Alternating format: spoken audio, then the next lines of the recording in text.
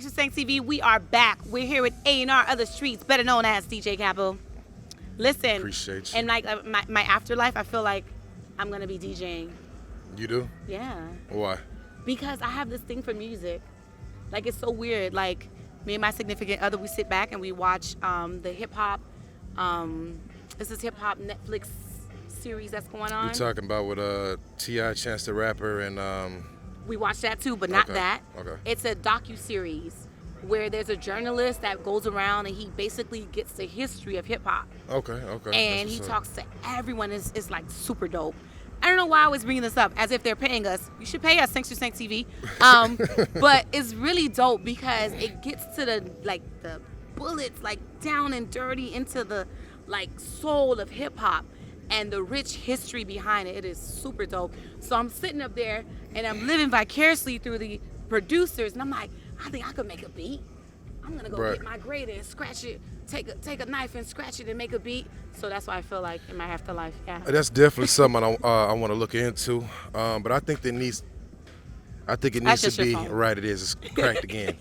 I think it needs to be more videos as far as educational the game. It's been a lot of videos as far as the history. Everybody does that. Right. But there's too many artists that don't know the business every day. That's out right now. And that's the beauty of it, because it highlights people who paved the way. It talked about Uncle Luke and his history with the Supreme Court, and then it discussed No Limit, Cash Money, and how they had to hit the streets with basically speaking about how you came to Miami and had to do everything, start from the ground and like work your way up. Right. And it's really inspiring.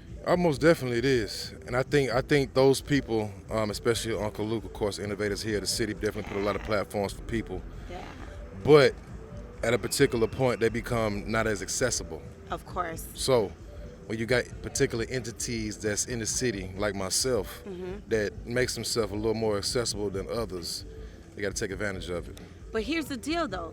Doesn't it come a point in your life where you have to protect your energy as well? I mean, realistically, it depends on what you do. I mean, I'm not an artist. Okay. You feel what I'm saying? You are, though. I'm not a rapper. You're not a rapper. No. But you're still producing art.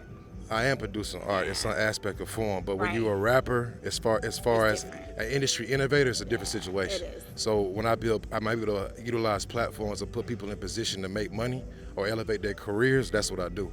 So that to me is a little bit different than being an actual rapper or artist, because usually a rapper will hire me to help me put them in position. Right. So that's why it's a little different. It's a lot. Like I said, 10 years. All gas, no brakes, no excuses. Love it. So, But how do you do that? How do you differentiate yourself where you say, okay, this is my lane and I'm sticking to this, and not branch into, all right, you know what, let me dabble in this because this is giving me money. I feel like I can, produce wealth in this area. How do you stay the course? I guess the entertainment, pretty much involves everything.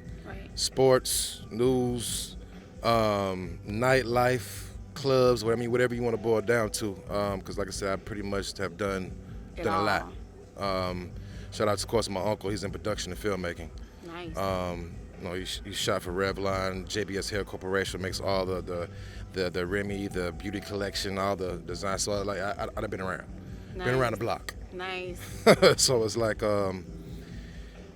So what makes you willing to share this knowledge?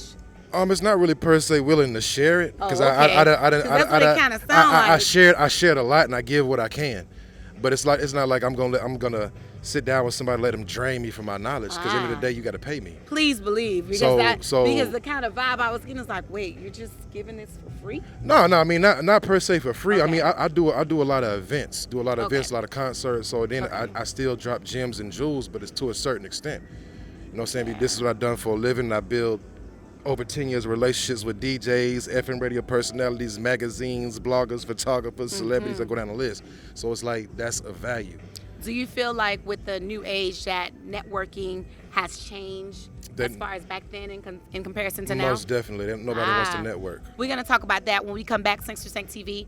The switch in technology and how networking has shifted. Network with us at www.seg2tv.com.